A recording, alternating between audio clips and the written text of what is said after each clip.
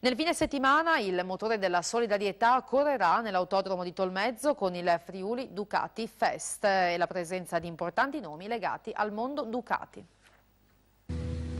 Il mondo Ducati si incontra sabato 4 e domenica 5 ottobre nell'autodromo di Tolmezzo con una serie di iniziative benefiche messe in campo dalla Rock and Road Racing.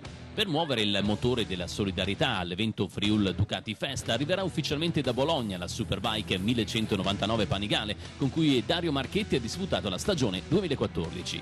Il forte e longevo pilota bolognese, che ha nel suo palmarès, tra le tante vittorie, anche prestigiosi trionfi a Daytona, sarà tra gli ospiti del Friuli Ducati Fest. Presente anche il friulano Doc, Walter Kusic, pluricampione italiano con Ducati e grande tecnico nel mondiale Superbike.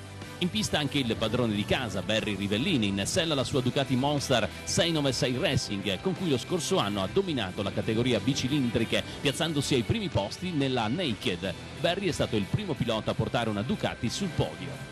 Presente con il suo coloratissimo camper l'idolo degli anni 90, il maidomo Giancarlo Falappa, protagonista per molti anni nel mondiale Superbike. Nella 2 giorni di Tolmezzo la pista sarà a disposizione per prove libere aperte a tutte le moto con particolari agevolazioni per i ducatisti.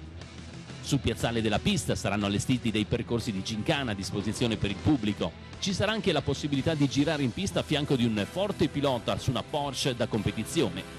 Sabato inizio serata spazia un simpatico concorso denominato Miss Ombrellina Rossa, con la bellissima madrina Vittoria Zaia, ombrellina ufficiale in MotoGP.